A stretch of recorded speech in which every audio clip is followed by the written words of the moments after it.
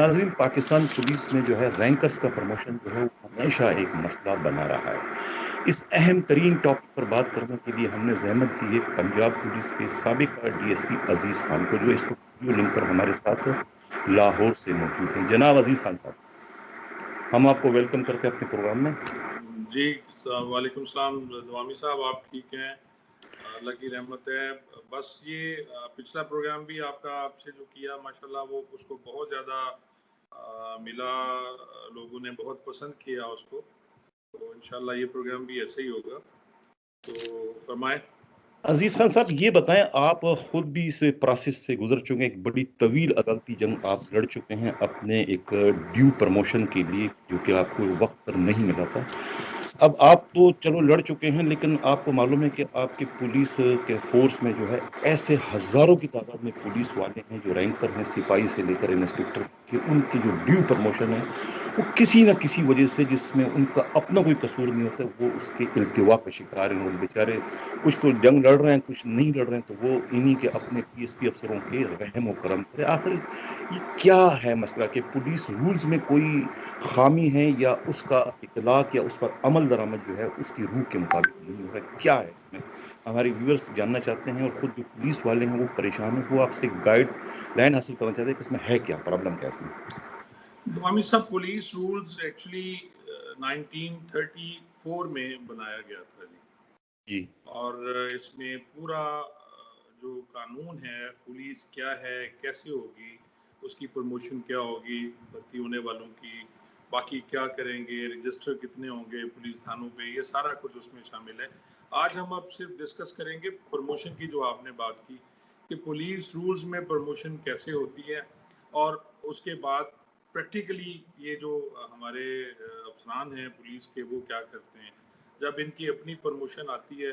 तो with in 3 years ये ASP से एसपी हो जाते हैं, और इसी तरह इनकी प्रमोशन है जो वफाकी लेवल पे होती है, और बिल्कुल इन टाइम होती है। मैंने नहीं देखा कभी कोई एएसपी साहब हैं तो उनकी प्रमोशन नहीं हुई, लेकिन वो बदकिस्मती ये है कि प्रमोशन जो कांस्टेबल या अपर सबॉर्डिनेट की होती है। अब मैं इसको थोड़ी सी वजाहत कर दूं आपको कि कांस्टेबल्स डायरेक्ट भर्ती होते हैं बतौर कांस्टेबल, मैट्रिक उनकी तालीम है, और उनका वो जो म्यार है सारा, और जो अपर सबॉर्डिनेट है पुलिस के रूल्स के मुताबिक वो होंगे जी असिस्टेंट सब इंस्पेक्टर पुलिस। अब इसमें एक ऑप्शन है इंस्पेक्टर सार्जेंट की, जो कुछ अरसा होते रहे लेकिन बाद में मतरूक हो गए, लेकिन फिर शहबाज शरीफ साहब ने 93, 95 और 98 में बहुत कसीर मिकदार में डायरेक्ट इंस्पेक्टर्स भर्ती किए, जिनकी वजह से जो पुलिस की प्रमोशन कुछ बेहतर थी वो एकदम स्टॉप हो गई। अब मैं आपको बताता हूँ कि जी कांस्टेबल जो भर्ती होता है वो उसकी, अब इन्होंने 22 साल उम्र कर दी, पहले 25 साल थी, वो भर्ती होगा तो उसके 3 साल बाद पुलिस रूल ये कहता है कि ये कांस्टेबल 3 साल बाद ए लिस्ट का एग्जाम देगा, और ए लिस्ट के एग्जाम के बाद ये उसी के साथ ही फिर ये B1 का एग्जाम भी होता है जिसमें दर्ज होता है। बेसिकली मैं आपको समझा दूं इस तरह की ये लिस्टें हैं प्रमोशन की, जो कांस्टेबल्स जिनको लोअर जो होते हैं इनको कहा जाता है महतातान अदना, और फिर महतातान आला। महतातान अदना में हो जाते हैं कांस्टेबल से लेके हेड कांस्टेबल तक, और फिर आला में आ जाते हैं एएसआई से लेके इंस्पेक्टर तक। ये इनकी ग्रेडेशन है, मैं आपको बता दूं। अब ये जो कांस्टेबल भर्ती होगा वो पहले ए लिस्ट का एग्जाम देगा, फिर बी का एग्जाम देगा। 3 साल के बाद जब उसकी नौकरी 3 साल होगी, इसकी अच्छा। मुद्दत मुलाजमत 3 साल विद ट्रेनिंग वो होगी, तो ये ए लिस्ट का एग्जाम देगा, और जी। फिर वो B1 का देने के बाद इनका नंबर आता है, ये लोअर क्लास करने के लिए चले जाते हैं C1 में दर्ज होने के लिए। ये जब वापस आते हैं लोअर क्लास करके तो ये फिर C1 में दर्ज होते हैं। यानी ये ABCDEF ये लिस्टें हैं। ए से लेके C तक कांस्टेबल के लिए है, फिर ई लिस्ट के जो है वो सब इंस्पेक्टर के लिए है, फिर एफ लिस्ट इंस्पेक्टर के लिए। तो ये जो इस तरह देने के बाद फिर ये हेड कांस्टेबल प्रमोट होते हैं जब लोअर कर लेते हैं, डीपीसी होती है इनकी। अच्छा, ये बताएं तकरीबन कितना अरसा लगता है इसमें, ये सिपाही से हेड बनने में तमाम कानूनन जो जो पुलिस रूल्स कहता है वो ये कहता है कि हर साल इनका एग्जाम होगा ए लिस्ट का। अच्छा। हर साल, यानी आज अगर एक कांस्टेबल भर्ती हुआ है आज की डेट में, तो हम्म। 3 साल बाद जो नेक्स्ट ईयर होगा उसमें उसका एग्जाम होना चाहिए। अच्छा। लेकिन यहाँ ये नहीं होता, यहाँ 10-10 साल 5-5 साल ये एग्जाम करते नहीं है। और बदकिस्मती ये है कि जी जब ये इवन अपने कोर्सेज करके भी वापस आते हैं फिर भी प्रमोशन इनकी बहुत लेट हो जाती है। और एक मज़े की बात मैं आपको ये बता दूं कि ये जो कांस्टेबल है इसकी ए लिस्ट के लिए इन्होंने उम्र 37 ईयर्स रखी हुई है, और B1 के लिए जो इनकी एज है वो 39 ईयर्स है। अब इसमें चांस नहीं है, लेकिन ये एग्ज़ाम इतने लेट होते हैं कि बहुत से कांस्टेबलान जो हैं मुलाजमीन वो इस लिस्ट में दर्ज ही नहीं हो सकते और सारी जिंदगी कांस्टेबल है। तो अच्छा, इसका जिम्मेवार कौन है, ये बताया ना कि ये सिस्टम है खराब है या? इसका जिम इसके जिम्मेवार ये क्लर्क माफिया है जो वहां बैठा हुआ है, जो मिसगाइड करता है सीनियर्स को, अफसरान को जिन्होंने प्रमोशन करनी होती है। और वो अफसरान भी शामिल हैं जो वेल इन टाइम बोर्ड नहीं करते। एग्ज़ाम जो है वो इन टाइम नहीं होता। जैसे मैंने आपसे अर्ज किया कि हर साल B1 का एग्ज़ाम होना चाहिए, फिर जो A का एग्ज़ाम होना चाहिए, फिर B1 का एग्ज़ाम होना चाहिए, फिर हर साल इसी तरह C1 का एग्ज़ाम होना चाहिए, फिर हेड कांस्टेबल के लिए जो फर्दर है वो कोर्सेज पे जाने चाहिए। तो मेरे ख्याल में ये एक पूरा सिलसिला है जो जिसे मतरूक कर दिया गया। अब इसमें होता ये है कि ये कहते हैं जी हमारे पास सीटें नहीं है, प्रमोशन को ये जोड़ देते हैं सब्जेक्ट टू सीट से। अच्छा। सीटें सीटें अगर 10 मौजूद हैं तो 10 तो प्रमोट कर दें। ये इंतजार करते हैं जी 50 सीटें होंगी, 100 सीटें होंगी तब हम वोट करेंगे, तो इस वजह से प्रमोशन लेट होती है। अच्छा, मतलब ये बताएं सिर्फ मुख्तसर सा कि ये बताएं कि अगर सिपाही अपॉइंट होता है किसी पुलिस फोर्स में, तो उन्हें कितने अरसे में जो है एक सिपाही से जो है रैंकर सिपाही जो है वो ASI बनना चाहिए, पुलिस रूल्स क्या कहता है, यानी क्या है? देखें, पुलिस पुलिस रूल्स के मुताबिक तो इसे 10 साल में ऐसा ही होना चाहिए। 10 साल में ऐसा ही होना चाहिए। कांस्टेबल को 10 साल में ऐसा ही होना चाहिए, क्योंकि डायरेक्ट पुलिस रूल्स का जो फिक्रा नंबर 12(8) है वो ये कहता है, बाब नंबर 12 फिक्रा नंबर 8 ये कहता है कि डायरेक्ट भर्ती जो है वो 3 साल बाद, और जो प्रमोटी है वो 2 साल बाद अपने उस रैंक पे कंफर्म होगा और अगली लिस्ट में टाइटल होगा। जो मैंने आपको लिस्ट बताई है कि A B C D E F, वो जो लिस्टें हैं उस लिस्ट में दर्ज होगा। फर्दर प्रमोशन के लिए उसकी कंफर्मेशन हो जाएगी। फिर सब्जेक्ट टू सीट्स है, अगर सीटें मौजूद हैं तो उन्हें प्रमोट कर देना चाहिए। लेकिन ये फिर वही बात आ जाती है जी सीटें मौजूद हैं, जब उस लेवल पे सीटें 20 25 30 40 50 इकट्ठी होगी फिर इकट्ठा प्रमोट करते हैं। करना तो ये चाहिए कि जी 5 सीटें हैं, जो हम्म। टॉपर हैं 5 वो प्रमोट हो जाएं, और जैसे जैसे सीटें आती जाएं उनको प्रमोट करते जाएं। आप हर साल प्रमोशन होनी चाहिए। यानी कि पुलिस रूल ये कहता है कि अगर सिपाही अपॉइंट होता है तो वो रिटायरमेंट तक जो है उससे कम से कम मेरे ख्याल है इंस्पेक्टर बन जाना चाहिए, अगर ये पुलिस आप रूल नहीं नहीं पर। नहीं मैं दवामी साहब मैं आपसे अर्ज करूं कि जब तक ये डायरेक्ट इंस्पेक्टर्स नहीं आए थे और ये डायरेक्ट भर्तियां नहीं हुई थी, बहुत सी मिसालें मौजूद हैं कि कांस्टेबल जो हैं वो DSP और SP तक गए हैं। 16 साल में जो एक ASI प्रोबेशनर भर्ती होता है 15 साल में उसे DSP होना चाहिए।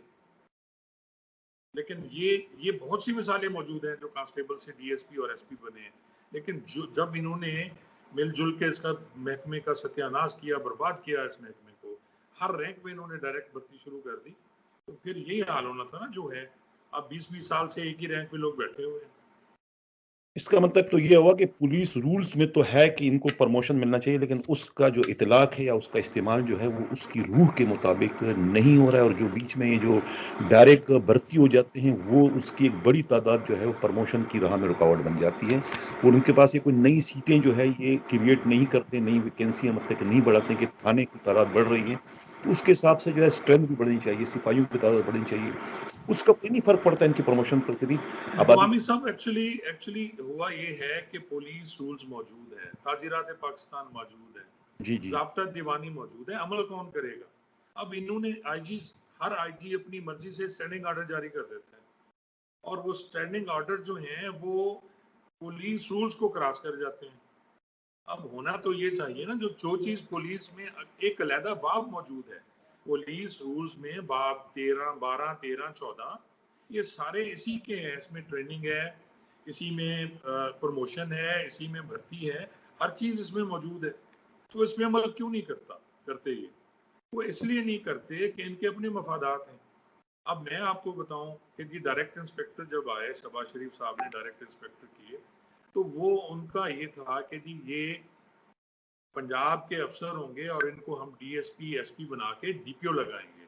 अच्छा। इनसे ये वादा किया गया था कि 5 साल में आप लोगों को हमने डीएसपी बना देना है। लेकिन वो गवर्नमेंट क्योंकि चली गई नवाज शरीफ साहब की, उसके साथ ये सारे इंस्पेक्टर्स प्रमोट ना हो सके, और बाद में आपस की जो रिफ्ट हुई रैंकर्स की और डायरेक्ट इंस्पेक्टर्स की, यानी जो direct assistant sub inspector police आए थे और डायरेक्ट इंस्पेक्टर से सुप्रीम कोर्ट तक गई। सुप्रीम कोर्ट में ये लोग केस जीत गए और इन्होंने अपनी सीनियरिटियां ले ली, जिसकी वजह से जो असिस्टेंट सब इंस्पेक्टर भर्ती हुए थे या कांस्टेबल से जिन्होंने ऊपर आना था, वो बिल्कुल खत्म हो गया। आप जी देख जी। ले 98 के कुछ 200 पौने 300 इंस्पेक्टर डायरेक्ट आए थे, जो वो आप ऊपर आके बैठ गए हैं और उनकी वजह से निचले रैंक की प्रमोशन नहीं हो रही है। अच्छा अच्छा, मतलब ये जो आप स्टैंडिंग ऑर्डर की बात करते हो, स्टैंडिंग ऑर्डर तो बिल्कुल लाइक ऐसा जैसा गवर्नर का कोई ऑर्डिनेंस हो गया, मतलब उसकी कानूनी हैसियत क्या है? पुलिस रूल्स आपका मौजूद है, उसको तो चैलेंज किया जा सकता है कि स्टैंडिंग ऑर्डर की तो कोई कानूनी हैसियत नहीं है। स्वामी आप साहब यहाँ कोई कोई चैलेंज करने को तैयार नहीं है। अब जब मैं भी अब बोलना शुरू हुआ वकालत में आके, और अब बोलना शुरू हो गए हैं, मेरे पास कुछ लोग आए हैं। हम्म। आपकी बात बिल्कुल सही है, इस स्टैंडिंग ऑर्डर की कोई वैल्यू नहीं है। जी आईजी साहब जो हैं ये एक्स ऑफिशियो हैं होम सेक्रेटरी के। जी जी। आईजी साहब के पास कोई पावर्स नहीं है, हम्म। ये सारे होम सेक्रेटरी की पावर्स हैं, और यार वो वहां से ये मंजूर करा लेते हैं स्टैंडिंग आर्डर्स, और उन स्टैंडिंग आर्डर्स के तहत ये हुक्मरानी करते हैं। सजा जजा जैसे पिछले प्रोग्राम में हमने किया था कि इन्होंने पीड़ा को खत्म करके अपना एफिशिएंसी डिसिप्लिन रूल बना लिया, जिसमें जिसको मर्जी चाहे डिसमिस कर दें और जब चाहे डिसमिस कर दें। तो ये स्टैंडिंग ऑर्डर के तहत सारे ये अच्छा, ये ये निज़ाम सिपाही चला रहे की हैं। तो आपने बात कर ली, सिपाही तो हो गया। अब इस तरीके प्रोबेशनल जो एएसआई आते हैं उनका भी अपना एक मसला है, रैंकर्स वो भी खिलाते हैं, रैंकर्स ये भी खिलाते हैं। अब ये बताएं, पुलिस रूल्स क्या कहता है कि एक असिस्टेंट सब इंस्पेक्टर जो अपॉइंट होता है तो उसका अगला प्रमोशन जो है ड्यू कितने अरसे में होना चाहिए? और सब दवामी इंस्पेक्टर। साहब मैंने अभी एक केस विन किया। मैं 2008 में मैंने सर्विस ट्रिब्यूनल से सीनियरिटी ली, और अब मेरी रिटायरमेंट के बाद अब 22 अप्रैल को जब हाई कोर्ट ने इनको कंटेम्प्ट के नोटिस में शोकाज दिया आईजी और डीएजी भावलपुर को, तो इन्होंने मेरी सीनियरिटी अब रीफिक्स की है और मुझे 87 की बजाय 85 में इन्होंने प्रमोट किया है एज ए सब इंस्पेक्टर। उसी पुलिस रूल्स का फिक्रा जो 12/8 है, उसी के तहत जो मैंने केस विन किया था। अब जो एक डायरेक्ट भर्ती होता है, एएसआई जो डायरेक्ट होता है, उस एएसआई को 3 साल के बाद सब इंस्पेक्टर हो जाना चाहिए, और अगले 3 साल में उसे फिर बल्कि टोटल इन्होंने एक सर्विस रख ली 8 साल की। अब 8 साल में यानी 3 साल वो और 5 साल कहते हैं, लेकिन कानूनन पुलिस रूल्स के मुताबिक 5 साल में उसको इंस्पेक्टर होना चाहिए, लेकिन यानी ये नहीं हो रहा है। एक एएसआई जब अपॉइंट होता है तो उसको आप कह रहे हैं कि 8 साल में जो है उसको इंस्पेक्टर हो जाना चाहिए, ये कह रहे बिल्कुल हैं? 8 साल में उसको इंस्पेक्टर होना चाहिए, और उसको 14-15 साल में डीएसपी हो जाना चाहिए। तो ये ऐसा क्यों है सर, क्या नाम है कि अजीज साहब के एक सिस्टमेटिक काम क्यों नहीं हो रहा है? अगर अभी आप नजर उठाएं, दौड़ाएं, पीएसपी जो अफसरान हैं आपके, एएसपी अपॉइंट होता है तो वो तो बगैर किसी रुकावट के एक स्मूथ उनकी ट्रांजैक्शन है कि उसने कहीं भी हो, पोस्टिंग पर हो या ना हो, कुछ भी हो, उसने मतलब कि प्रमोट होना है अपने टाइम पर। उसके बाद उसने अगले प्रमोशन है कि एक एएसपी अगर अपॉइंट होता है तो उसी के साथ अगर एक एएसआई अपॉइंट होता है तो वो एएसपी तो 4-5 स्टेप प्रमोशन लेके डीआईजी, एडिशनल आईजी बन जाता है, लेकिन वो जो एएसआई है बेचारा जो है उसी पीरियड में है बमुश्किल सब इंस्पेक्टर बनने में कामयाब होता है। और वो अगर सिपाही उस साथ भर्ती हो तो वो बड़ी मुश्किल से हेड कांस्टेबल भी नहीं बन पाता है कि उनके सामने भर्ती शुदा एएसपी जो है वो आईजी बनने में कामयाब हो जाता है। वहां ये सब कुछ सिस्टमेटिक क्यों चल रहा है और यहाँ क्यों नहीं चल रहा? रुकावटें क्या है? दवामी साहब मैंने पहले आपसे अर्ज किया, ये एक माफिया है, क्लर्क माफिया, और उसके साथ ये जो नूरी कौम है, इनके अपनी तरजीहात हैं। इनकी अपनी प्रमोशन रुक जाए तो ये परेशान होते हैं, और एक मैं आपको बड़ी अजीब सी बात सुनाऊंगा कि जी एक रैंक पे आप 5 साल से ज़्यादा रह नहीं सकते। उसके बाद आपको वो रैंक इरिटेट करता है और आपका दिल चाहता है कि अगर आप सब इंस्पेक्टर हैं तो आपको इंस्पेक्टर हो जाना चाहिए। 5 साल बाद अगर आप इंस्पेक्टर एक ही रैंक पे रहे हैं तो फिर आपको डीएसपी होना चाहिए। जी। लेकिन यहाँ ये नहीं हो रहा। ये नूरी कौम है, इनकी अपनी मर्जी है। जब बोर्ड करें ना करें, आज साहब की तबीयत खराब है, डीपीसी नहीं हुई, साहब नहीं आए, डीपीसी नहीं हुई, तो वो जो डिफरेंट रेंजेस में प्रमोशन का जो फर्क पड़ता है वो बहुत खतरनाक है। मसलन ये प्रमोशन जो असिस्टेंट सब इंस्पेक्टर की है, ये इन्होंने रेंज वाइज की हुई है, ये पंजाब वाइज नहीं करते हैं। हम्म। पंजाब में प्रमोशन सिर्फ इंस्पेक्टर की होती है या कंफर्म सब इंस्पेक्टर की होती है। पहले ये कहते हैं जी क्योंकि हमारी रेंज में सीटें नहीं है, मसलन लाहौर रेंज में सीटें मौजूद हैं तो वो प्रमोट हो गए। अगर सब इंस्पेक्टर की 20 सीटें मौजूद हैं वो प्रमोट हो गए। भावलपुर में 5 सीटें हैं, ये प्रमोट नहीं करेंगे बाकी लोगों को। तो इन्होंने एक अजीब सा, जबकि ट्रेनिंग एक सहाला में होती है, मेरिट लिस्ट सहाला की बनती है, तो ये सहाला के हिसाब से क्यों नहीं प्रमोशन करते? अजीज साहब ये बताएं मुझे, सीटें नहीं है, ठीक है ना? आपका ड्यू प्रमोशन है, आपको प्रमोशन चाहिए, आपको प्रमोशन देना चाहिए। सीट होना या ना होना उसका जिम्मेवार जो मुस्तहिक प्रमोशन का उम्मीदवार है, उसका तो ये कसूर भी नहीं, ना उसका ये इख्तियार है, ना उसका ये काम है। अब ये पीएसपी अफसर जो इतनी बड़ी बड़ी तनख्वाहें लेते हैं, इनका काम क्या है? ये कोई गश्त तो नहीं करते हैं, ये कोई मुलजिम को तो नहीं पकड़ते हैं। जब इतनी बड़ी तनख्वाहें आप ले रहे हो और इतने बड़े वसी इख्तियार हैं, तो आपका काम तो यही है ना कि भाई सीटें जो है आप क्रिएट करें। सीटें नहीं तो सीटें आप पैदा करें। अब ये जवाब देना कि जी हमारे पास सीटें नहीं, हम प्रमोशन नहीं दे सकते हैं, तो फिर आखिर ये पीएसपी किस मर्ज की दवा है? अभी ठंडे कमरे में आप बैठे हैं, इतने दवामी इख्तियार। साहब, ये मैं आपसे अर्ज करूं कि फील्ड की पोस्टिंग जो है वो फील्ड अफसर एसएचओ या डीएसपी पे ख़त्म हो जाती है। डीपीओ भी अपने ऑफिस में ठंडे कमरे में बैठते हैं। और असल में जो डीआईजी या आरपीओ की सीट है और एडिशनल आईजीज और आईजी की सीट है, उनका काम यही है कि वो पुलिस की वेलफेयर का काम करें, वो पुलिस के लिए पॉलिसीज बनाएं, वो पुलिस के लिए सीट क्रिएट करें। जो ये नहीं करते, ये सियासतदानों के आगे झुके होते हैं, इनके अपने मफादात होते हैं। इन्होंने रिटायर होके कोई अपनी जॉब ढूंढनी होती है।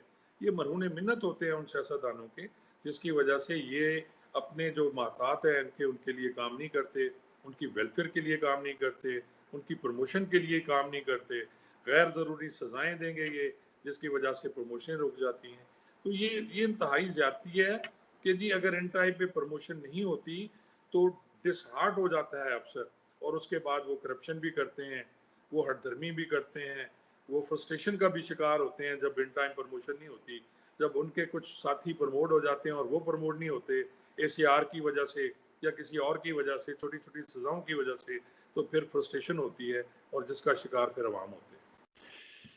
अजीज साहब देखो, ये पुलिस रूल्स है, जजा सजा साथ साथ चलनी चाहिए, ठीक है ना? अब ये पीएसपी अफसरान जिसको आप नूरी मखलूक कहते हैं, ये यानी कि अपने फ़ायदे के जो इख्तियारात हैं, यानी कि नुकसान पहुँचाने के, यानी चाबक मारने वाले जो इख्तियारात हैं, उसका इस्तेमाल तो ये पुलिस रूल्स का सहारा लेके करते हैं। लेकिन उसी पुलिस रूल्स में जहाँ फलाह का है, जहाँ इनका प्रमोशन है, जहाँ इनका वेलफेयर का मामला है, वहाँ वो आँखें बंद कर देते हैं। यानी उस तरीके से वो चाबकदस्ती से या उस तरीके से उसका इस्तेमाल नहीं करते हैं, जो कि उन इख्तियारात का तकाज़ा है। क्या वजह है इसकी? क्या ये बुग़्ज़ रखते हैं, या इनके साथ सौतेला सलूक करते हैं, या इन्हें अपने नौकर-चाकर समझते हैं, या उन्हें एक तरीके से उनकी औकात में रखने वाली पॉलिसी पर अमल दरामद करते हैं? क्या है ये? मतलब ये क्या आपकी बात उनका बिल्कुल हिस्सा? सही है दवामी साहब। ये इनकी पॉलिसी और इनको सिखाया यही जाता है। मुझे इत्तेफाक हुआ एक दो एएसपी साहबान से बात करने का जो बहुत अच्छे थे। तो उन्होंने ये कहा जी कि हमें ट्रेनिंग में यही कहा जाता है कि ये एसएचओ इंतहाई बुरे होते हैं, आप जितना इनको दबा के रखेंगे मातात अमले को, वो उतना बेहतर रहेंगे। जबकि ये पॉलिसी बिल्कुल गलत है। पॉलिसी ये होनी चाहिए कि आप खिलाओ उन्हें सोने का निवाला और देखो शेर की आंख। जी। आप उनसे प्यार करो, आप उन्हें समझाओ, उनसे के साथ काउंसलिंग करो, आप बैठ के उनको समझाओ। ये लाखों की तादाद में सजाएं देते हैं, लेकिन उसका क्या फर्क पड़ता है? कुछ भी नहीं होता है। सजा जो है, एक या दो जो मेजर सजाएं हैं उनकी वजह से बाकी सजा तो कुछ भी नहीं कहती। आप संशोध देते हैं, आप रिडक्शन इन पे कर दें, आप फॉरफीचर सर्विस कर दें, कोई फर्क नहीं पड़ता। पुलिस वाले को अगर फर्क पड़ता है तो वो या रिडक्शन इन रैंक से पड़ता है या डिसमिसल से पड़ता है। कि या तो वो रिवर्ट हो गया, उसका फूल उतर गया, वो लोगों के सामने जा नहीं सकता, और या फिर उसे आप डिसमिस कर दें। इसके अलावा तो ये जानबूझ के ये करते हैं कि जी इस तरह ये रोक लेंगे करप्शन को, करप्शन इस तरह नहीं रुकती जब तक आप बेसिक ट्रेनिंग इनकी बेहतर नहीं करेंगे, जब इनको आप अच्छा इंसान नहीं बनाएंगे, जब आप लाखों करोड़ों रुपए ट्रेनिंग सेंटर्स पे खर्च करते हैं और वहां आप वही इनसे परेड कराते हैं 4 घंटे की, और साथ में पढ़ाते इन्हें वही है, कुछ इनको अच्छा इंसान नहीं बनाते, तो फिर यही होता है। तो फिर जब वो लोग फील्ड में आते हैं तो बर्बादी होती है। अजीज साहब, इख्तियारात जो इनको दिए गए हैं वो डिसिप्लिन को मेंटेन रखने के लिए दिए गए कि डिसिप्लिन फोर्स बनाई जाए, तो आप इख्तियारात का इस्तेमाल करें, आप बेशक उनको पनिश करें। लेकिन देखा यहाँ पर यह गया कि वो इख्तियारात का इस्तेमाल या तो अपनी ख्वाहिशात की तकमील के लिए या फिर अपनी अनाज की तस्कीन के लिए करते हैं। आप जितनी भी सज़ाएँ देखें तो उसकी अगर आप उसको डीप में जाएँगे तो वो आपको यही नज़र आएगा भाई कि ये काम नहीं किया या वो काम नहीं किया, फलाना नहीं किया, तो उसकी वजह से जो है साहब ने उन्हें रिवॉर्ड भी कर दिया, उन्हें डिसमिस भी कर दिया। यही सब कुछ मैं भी देखता हूँ। आप क्या कहते हैं इस पर? देखिए, मैं आपको एक बड़ी अपने तजर्बे की बात बताता हूँ।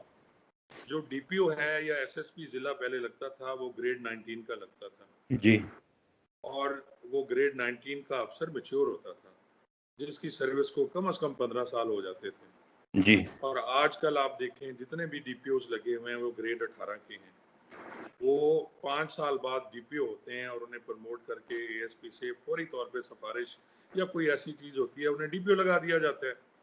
अब एक 5 साल की सर्विस वाला नौजवान खून जब आता है, उसे बिल्कुल तजर्बा नहीं होता, फिर वो रीडरों के कहने पे चलता है, वो लोगों के कहने पे चलता है जो उसके कान भरते हैं, तो उस पर वो सजाएं भी देते हैं और उन्हें तजर्बा नहीं होता। तजर्बे का कोई नेमोल बदल नहीं है। इसी तरह एसएचओज जो लगते थे, तजर्बाकार एसएचओ लगाए जाते थे, अब बिल्कुल यंग एसएचओज लगा दिए गए, बिल्कुल नौजवान जिनकी सर्विस 5 साल 7 साल है, तो वो ब्लंडर करते हैं। इसी तरह 18वें स्केल का जो डीसी है, चाहे वो डीपीओ है, वो ब्लंडर करता है, उसे बिल्कुल तजर्बा नहीं है लोगों से डील करने का। तो उसकी भी ये वजह है कि जिसकी वजह से वो सजाएं दे के उनको काबू करने की कोशिश करते हैं, मगर सजाएं देने से ये मुलाजमीन बिल्कुल काबू नहीं होंगे। इनकी ट्रेनिंग बेहतर करें, इन्हें समझाएं, उससे ये बेहतर होगा। अजीज साहब, ये सब कुछ आप जो कह रहे हैं, मैं जो कह रहा हूँ, ये उनके इल्म में है जिन्हें हम इस वक्त समझाने की कोशिश करें, जिसको आप नूरी मखलूक कहते हैं। वो सब जानते हैं, जान के अनजान बने बैठे हुए हैं। वो सजा देने का मकसद मजीद गुलाम बनाना है। अब मुझे ये बताया ना कि एक कसूर क्या है एक पुलिस अफसर का जिसके पास उसका एसीआर नहीं और उन्हें आप प्रमोशन से रोक रहे हैं। एसीआर खुद वो तो नहीं लिखेगा ना, एसीआर लिखने वाला पीएसपी अफसर है, प्रमोशन देने वाला कमेटी का जो हेड है वो पीएसपी अफसर है। अब पीएसपी अफसर बजाय पीएसपी अफसर को आप पनिश करोगे कि आपने वक्त पर अपना काम क्यों नहीं किया, आपने एसीआर क्यों नहीं लिखा। एसीआर लिखना उनका काम है, एएसआई सब इंस्पेक्टर को तो नहीं है, लेकिन सजा किसको मिल रही है? सब इंस्पेक्टर को नहीं, क्योंकि आपका एसीआर कंप्लीट नहीं है या आपका एसीआर मिस है। अब ये इतनी बड़ी नाइंसाफी, क्या उनको नजर नहीं आता कि इसका आखिर जिम्मेवार कौन है? वो पुलिस अफसर तो नहीं जिसको आप सजा दे रहे हो, उसको क्यों आप उसका प्रमोशन रोक रहे हो? एसीआर उसने तो नहीं लिखनी है दवामी एसीआर। साहब, ये जो एसीआर, मैं आपको बताऊं कि मैं 2010 में मुल्तान बतौर डीएसपी प्रमोट था, उधर मेरी पोस्टिंग थी, तो आज अभी मुझे एसीआर आ रही हैं लिखने के लिए।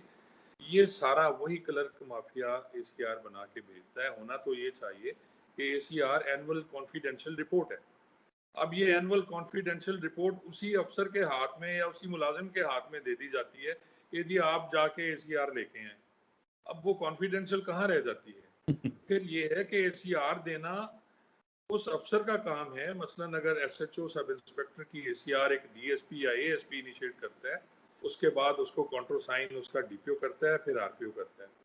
अब आरपीओ साहब चले गए हैं मुल्क से बाहर, इनके दौरे होते हैं, ये ट्रेनिंग पे चले जाते हैं, ये वैसे सैर करने चले जाते हैं, और इनके ट्रांसफर अगर आउट ऑफ सूबा से बाहर हो जाते हैं प्रोविंस में, तो फिर एसीआर लेने कैसा जाए? अब वकालत के दौरान ये इंकशाफ भी हुआ कि बहुत से लोग जिनकी एसीआर कम थी, एक एसीआर कम थी, उन्हें प्रमोट नहीं किया गया और उन्हें कहा गया जाजी आप एसीआर पूरी करके हैं। अब उनका कसूर तो नहीं है ये, जिसने एसीआर नहीं दी उसको सजा मिलनी चाहिए, या उसे फिर प्रमोट कर दें, उसकी पिछली एसीआर देखें, उसकी आने वाली जो अगले सालों की एसीआर देखें, अगर वो बेहतर है उसे प्रमोट कर देना चाहिए। लेकिन ये करते क्या है कि जी एसीआर की वजह से प्रमोशन नहीं होती, जबकि हर साल दिसंबर के एंड में और जनवरी के अवाइल में तमाम एसीआरें कंप्लीट करके उन अफसरान से ले लेनी चाहिए। लेकिन पुलिस डिपार्टमेंट में ऐसा बिल्कुल नहीं होता। 8-8 10-10 साल की एसीआरें पेंडिंग होती हैं और फिर जब प्रमोशन नज़दीक आती हैं तो उन मातात मुलाजमीन को बुला के उनके हाथ में वो एसीआरें दे दी जाती हैं कि जी पकड़ें जी 10 एसीआरें और जाएं सबसे करवा के लाएं। अब वो बेचारा कौन कौन सी एसीआर, कोई क्वेटा जाएगा, कोई कराची जाएगा, पूरा पंजाब घूमेगा, तो फिर एसीआर कहाँ से लाए? चलिए, चेक एंड बैलेंस नहीं है अजीज साहब के एसीआर अगर लिखना है एसपी ने तो उसका डीआईजी जो है उससे मालूम होना चाहिए भी कि इसने एसीआर नहीं दिया तो क्यों नहीं दिया, तो हर साल देखना चाहिए भी कि इसका एसीआर में से तो एसीआर देने वाले ने क्यों गफलत और लापरवाही की। अब एसीआर जो है वो एक कारकर्दगी की रिपोर्ट होती है पूरी साल की, और कारकर्दगी कारकर्दगी क्या है कि उसने ये अपना काम कैसे किया ये नहीं है। कारकर्दगी ये है कि कितना उसने जो है अफ़सर का कहना माना या नहीं माना, जायज़ या नाजायज़, कितना अफ़सर को खुश रखा या ना रखा। एसीआर तो एक वो है कि उनके पास एक हथियार है कि भई ये आखिर अगर आपने काम नहीं किया या कहना नहीं माना, तो एंड ऑफ द ईयर जो है वो एसीआर तो आपने साहब से लिखवानी है, और साहब फिर आपको क्या एसीआर लिखेगा। ये एक है तरीका जो मैं फिज़िकली जो देखने में आया। एसीआर मैंने पहले भी आपसे अर्ज की कि अब इन्होंने ये कर दिया कि जो जिस मातात मुलाजिम की एसीआर है वो खुद ही उसको लिखेगा, फॉर्म फिल करेगा और फिर लेके जाएगा अपने या उस क्लर्क के पास जमा कराएगा जो उन्होंने ऑफिस में बनाया हुआ होता है हुँ, हुँ। एसीआर क्लर्क है। फिर वो डीएसपी के पास भेजता है या वो लिखवाता है और उसके बाद ये डीपीओ उसको काउंटर साइन करेगा और फिर सीन करेगा, इसको आरपीओ सीन करेगा। बात फिर वही मैंने आपसे अर्ज की जैसे पहले कहा कि जो एसीआर नहीं लिखते उनको सजा देनी चाहिए। अब जी, जी। सजा कौन देगा?